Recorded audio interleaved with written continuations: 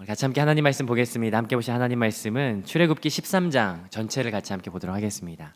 출애굽기 13장 1절부터 22절까지 우리 같이 함께 한 목소리로 함께 합독하도록 하겠습니다. 시작.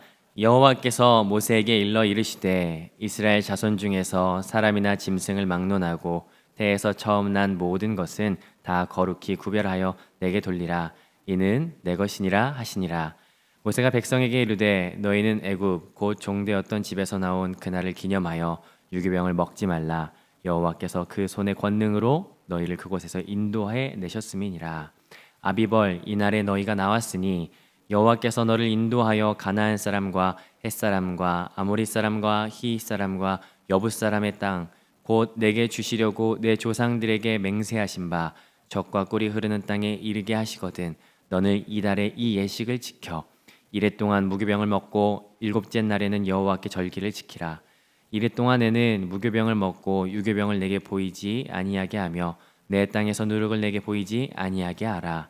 너는 그날에 내 아들에게 보여 이르기를 이 예식은 내가 애굽에서 나올 때 여호와께서 나를 위하여 행하신 일로 말미암음이라 하고 이것으로 내 손의 기호와 내 미간의 표를 삼고 여호와의 율법이 내 입에 있게 하라. 이는 여호와께서 강하신 손으로 너를 애굽에서 인도하여 내셨음이니 해마다 절기가 되면 이 규례를 지킬지니라. 여호와께서 너와 내 조상에게 맹세하신 대로 너를 가나안 사람의 땅에 인도하시고 그 땅을 내게 주시거든 너는 태에서 처음 난 모든 것과 내게 있는 가축의 태에서 처음 난 것을 다 구별하여 여호와께 돌리라. 수컷은 여호와의 것이니라. 나귀의 첫 새끼는 다 어린 양으로 대속할 것이요 그렇게 하지 아니하려면 그 목을 꺾을 것이며 내 아들 중에 처음 난 모든 자는 대속할지니라. 후일에 내 아들이 내게 묻기를 이것이 어찌미 되느냐 하거든 너는 그에게 이르기를 여호와께서 그 손의 권능으로 우리를 애굽에서 곧 종이 되었던 집에서 인도하여 내실세. 바로가 완악하여 우리를 보내지 아니하매 여호와께서 애굽 나라 가운데 처음 난 모든 것은 사람의 장자로부터 가축의 처음 난 것까지 다 죽이셨으므로 태에서 처음 난 모든 수컷들은 내가 여호와께 제사를 드려서 내 아들 중에 모든 처음 난 자를 다 대속하리니 이것이 내 손의 기호와 내 미간의 표가 되리라. 이는 여호와께서 그 손의 권능으로 우리를 애굽에서 인도하여 내셨음이니라 할지니라. 바로가 백성을 보낸 후에 블레셋 사람의 땅의 길은 가까울지라도 하나님이 그들을 그 길로 인도하지 아니하셨으니 이는 하나님이 말씀하시기를 이 백성이 전쟁을 하게 되면 마음을 돌이켜 애굽으로 돌아갈까 하셨음이라. 그러므로 하나님이 홍해의 광야길로 돌려 백성을 인도하심에 이스라엘 자손이 애굽 땅에서 대열을 지어 나올 때에 모세가 요셉의 유고를 가졌으니 이는 요셉이 이스라엘 자손으로 단단히 맹세하여 하여 이르기를 하나님이 반드시 너희를 찾아오시리니 너희는 내 유고를 여기서 가지고 나가라 하였음이더라. 그들이 숫곳을 떠나서 광야 끝 에담의 장막을 치니 여호와께서 그들 앞에서 가시며 낮에는 구름 기둥으로 그들을 인도하시고 밤에는 불 기둥을 그들에게 비추사 낮이나 밤이나 진행하게 하시니 낮에는 구름 기둥 밤에는 불 기둥이 백성 앞에서 떠나지 아니하니라. 아멘. 이스라엘 백성은 출애굽기 12장 37절에 의하면 그들이 거주하였던 람셋 고센 땅에서 출발하여서 숫곳이라고 하는 곳, 작은 집이라고 하는 의미를 가진 그 숫곳이라고 하는 곳에 이르게 됩니다. 그리고 오늘 본문 20절에 보면 이들은 숫곳을 떠나서 광야 끝인 에담에 이르러 진을 치게 되었다라고 말하게 되죠. 그래서 오늘 본문 같은 경우에는 숫곳 또는 숫곳에서 에담을 가는 어떤 도중에 전해진 내용으로 볼 수가 있습니다. 이 본문을 여러분 읽으셨으니까요. 여러분께 제가 한번 질문을 드려볼게요. 이 길을 지금 걸어가고 있어요. 그리고 숫곳에 정착해 있거나 아니면 지금 에담을 향해서 가고 있거든요. 가는 이 중에 이 이스라엘 백성의 기분이 어땠을까요? 어떤 기분이었을까요? 만약에 여기 있는 우리 모두가 그 대열에 합류하고 있는 사람들이었다면 그때 감정과 그때 기분은 어땠을까요? 굉장히 짜릿하지 않았을까요? 왜냐하면 그 지난 얼마간 며칠간은 그 10가지 재앙을 통해서 그 난리가 났던 애굽을 봤던 거예요. 그와 동시에 하나님의 보호하심으로 우리 고센 땅만큼은 안전했던 것을 경험했던 것이죠. 이만큼 짜릿했던 게 있었을까 싶습니다. 환희, 기쁨, 그동안의 모든 고통과 그 고생에 대한 어떤 보상, 그 이상이었을 것 같습니다. 그게 어떻게 그렇게 가능했습니까? 오늘 본문에서 계속해서 반복하는 한 단어가 있는데 하나님께서 인도하셨기 때문이었어요. 오늘 특별히 인도하다, 나오게 하시다라고 하는 단어인 야차라고 하는 단어가요. 오늘 이 13장에는 몇 번 나오냐면 7번 나오거든요. 3절에 2번, 4절, 8절, 9절, 14절, 16절 7번 나옵니다. 하나님께서는 이스라엘 백성을 인도하셨어요. 그런데 대충 인도한 게 아닙니다. 그냥 어쩌다가 인도해 내진 것이 아니라 하나님의 권능의 손으로, 오늘 본문에 3번 등장하죠. 3절, 14절, 16절에 등장하는데 하나님의 권능의 손으로 그들을 인도하여 내신 거예요. 그 인도는 완전한 인도인 것이죠. 완전하신 인도. 그 인도하심으로 하나님께서 그들을 구출해 내신 것이죠. 이건 정말 놀라운 사건이에요. 하나님 입장에서는 이 인도하심은 완전하고 완벽했기 때문에 부족함이 없습니다. 그러나 사람의 입장에서 볼 때는요, 이들은 한편으로 그 하나님의 완전하심을 경험했지만 그들은 한편으로는 불안했을지도 모릅니다. 왜냐면요, 17절 한번 보실까요? 17절 같이 한번 읽어보겠습니다. 시작. 바로가 백성을 보낸 후에 블레셋 사람의 땅의 길은 가까울지라도 하나님이 그들을 그 길로 인도하지 아니하셨으니 이는 하나님이 말씀하시기를 이 백성이 전쟁을 하게 되면 마음을 돌이켜 애굽으로 돌아갈까 하셨음이라. 13장을 보면요, 제가 조금 전에도 말씀드렸다시피 가장 많이 나오는 단어는 뭐냐면 인도하셨다라고 하는 거예요. 하나님이 인도하셨다. 그런데 17절은요, 의도적으로 표현하는 거예요. 바로가 보냈다라고 하는 거예요. 애굽이 존재하고 있다라는 것을 여기서 보여주고 있어요. 바로가 존재하죠. 바로가 여전히 있어요. 애굽이 여전히 있고요.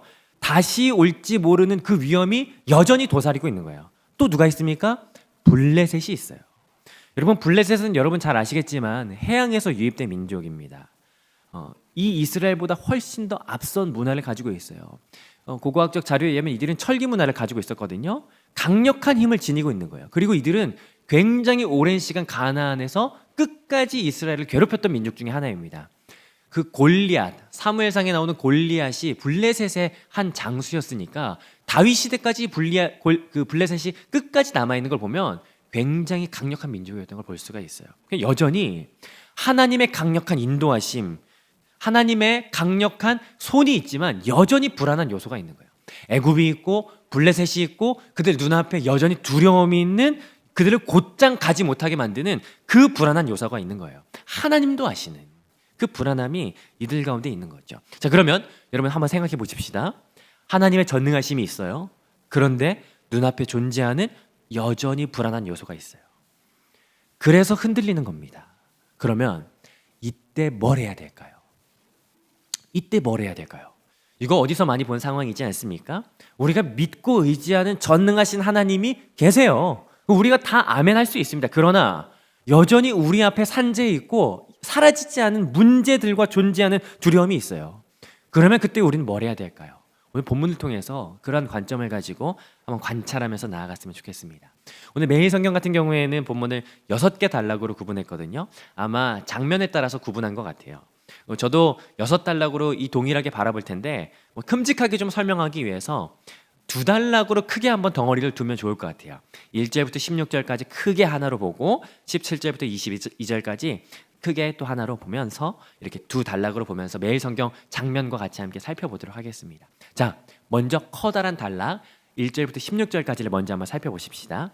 오늘 이 1절부터 16절에는 매일 성경도 3가지 장면으로 보여주고 있어요. 1절부터 2절, 3절부터 10절, 11절부터 16절 세 장면으로 보여주고 있는데 두 번째와 세 번째 장면 여러분 한번 매일 성경 살펴보시겠습니까? 뭐냐면 3절에 보면은 모세가 백성들에게 말하고 있는 거예요. 뭘 말하는지 보니까 두 번째 장면에서는 무교절에 관한 것을 이야기하고 있고 세 번째 장면에서는 처음 난 것을 하나님께 돌리는 초태생에 관한 것을 이야기하고 있어요. 그런데 1절, 2절이 약간 조금 애매합니다. 1절, 2절 굉장히 중요하거든요. 1, 2절 같이 우리 한번 합독해 보겠습니다. 시작. 여호와께서 모세에게 일러 이르시되 이스라엘 자손 중에서 사람이나 짐승을 막론하고 태에서 처음 난 모든 것은 다 거룩히 구별하여 내게 돌리라. 이는 내 것이니라 하시니라. 3절부터는 모세가 백성에게 말한다면 1절에 보니까 하나님께서 모세에게 말씀하시는 겁니다. 1, 2절은 이 13장의 서론과도 같은 격이에요. 근데 그 내용을 보니까 2절에 어떠한 내용이라고 이야기하는 거예요? 처음 난 것은 다 하나님께 돌려라 라고 말하고 있는 거예요. 마치 두 번째 단락, 그러니까 지금 그 무교절의 내용과는 상관없이 그 세 번째 단락에 나오는 초태생에 관한 내용과만 상관이 있는 것처럼 보이는데, 그런데요, 이걸 유월절 그 밤에 있었던 사건이라고 생각한다면 이 내용은 이 두 번째와 세 번째 장면을 모두 충족시키는 내용이 됩니다. 생각해 보세요. 유월절 그 밤에 어떤 일이 있었습니까? 그때 무교병을 준비했었던 거예요. 그리고 그때 하나님께서 이스라엘 백성의 첫째들을 모두 안전하게 보호하셨던 그 사건이 그날 밤에 동일하게 일어났던 것이죠. 그러니까 3절부터 10절, 11절부터 16절에서 말하는 무교절, 초태생에 대한 이야기는 오늘 하나님께서 유월절에 행하신 1, 2절 안에 모두 포함되는 내용이다라고 볼 수 있는 걸로 우리는 생각해 볼 수 있습니다. 그렇기 때문에 오늘 이 1, 2절이 13장 전체의 서론이 되고, 그래서 저는 오늘 이 두 번째 장면, 그러니까 무교절에 대한 내용과 초태생에 대한 내용을 한 번에 한번 살펴보면, 같이 한번 살펴보면 좋을 것 같아서 묶어서 한번 살펴보도록 하겠습니다. 하나님께서는 이스라엘 백성을 인도하셨어요.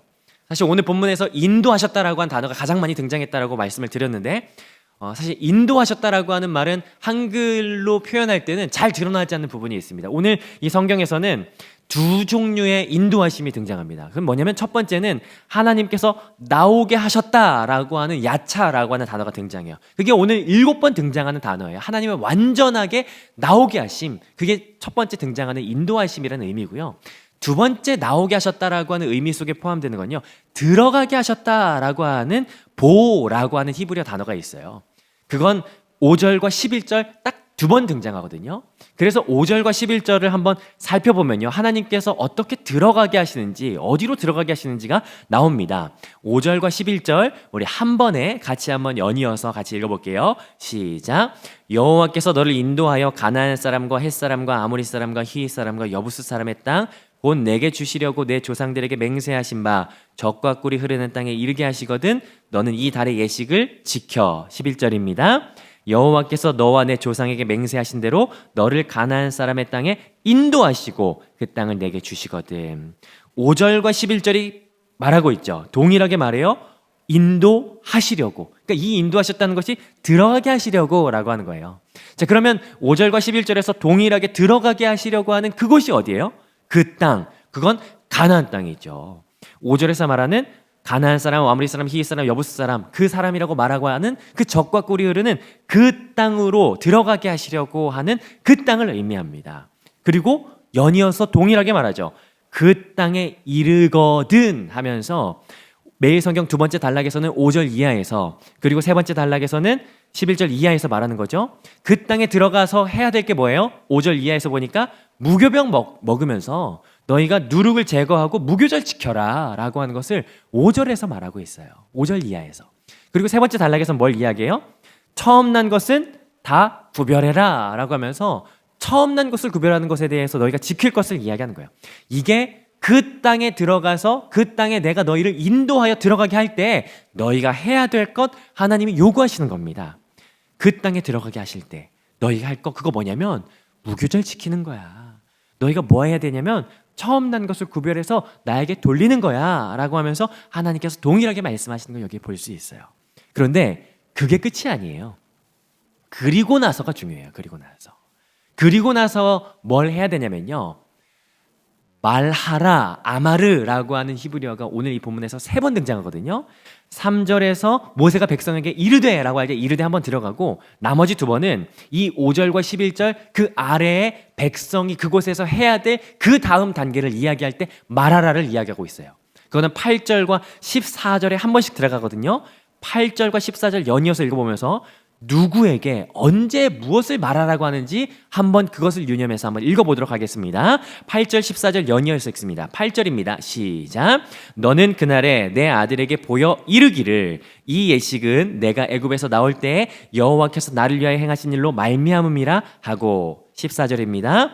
후일에 내 아들이 내게 묻기를 이것이 어찌 됨이냐 하거든 너는 그에게 이르기를 여호와께서 그의 손으로 우리를 애굽에서 곧 종되었던 집에서 인도하여 내실세. 자, 언제 이야기하라라고 이야기하는 거예요? 8절 표현에 의하면 그날에 라고 말하고요. 14절 표현에 의하면 후일에 라고 이야기하는 거예요. 그때가 언제입니까? 그 땅에 들어가서 그때가 되었을 때, 자, 그러면 누구에게 말하라 라고 이야기하는 겁니까? 8절 보니까 내 아들에게 둘 다 너희 아들들에게 얘기해라 라고 말하는 거죠. 그러면 무엇을 말하라고 하는 거예요? 무엇을 말하라고 하는 거예요? 8절 이하에 보니까 무교절을 왜 지키는지, 14절에 보니까 처음 난 것을 왜 구별하는지, 하나님께서 그것을 왜 지키라고 하셨는지 그것을 말하라 라고 하는 거예요. 자녀들에게 전해라. 달리 말하자면 너희 자녀들에게 이것을 왜 지키는지, 왜 이 의식이 필요한지, 왜 우리가 이 믿음의 행동이 필요한지 그것을 전수해라 라고 말하는 거예요. 하나님께서 말씀하신 것을 그대로 지키는 것을 그 땅에서 해야 됩니다. 그리고 두 번째로 중요한 건 뭐냐면 그것을 왜 지키는지 자녀들에게 전수하는 것이 여기서 중요하다라는 거예요. 그것을 여기서 하라라고 말하고 있어요. 그런데 여기서 한 가지 재미있는 것을 찾아볼 수 있거든요. 여기에서 자녀에게 그것을 전수할 때, 아마르, 말할 때 신앙의 전수를 말하거든요. 그 말할 때 일련의 법칙들이 있어요.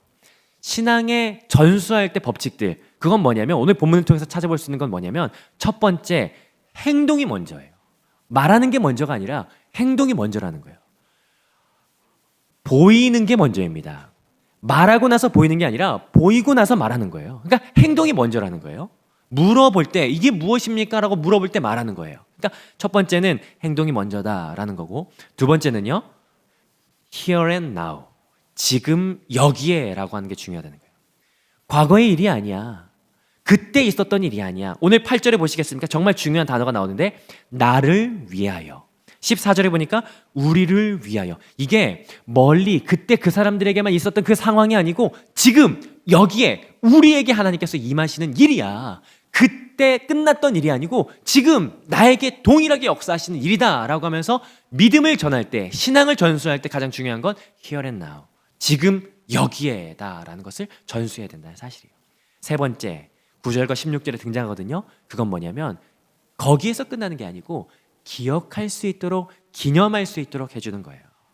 손의 기호와 미간의 표로 보고 언제든지 기억할 수 있도록 만드는 것, 그게 신앙 전수의 중요한 세 가지라는 것을 오늘 이 안에서 찾아볼 수 있습니다.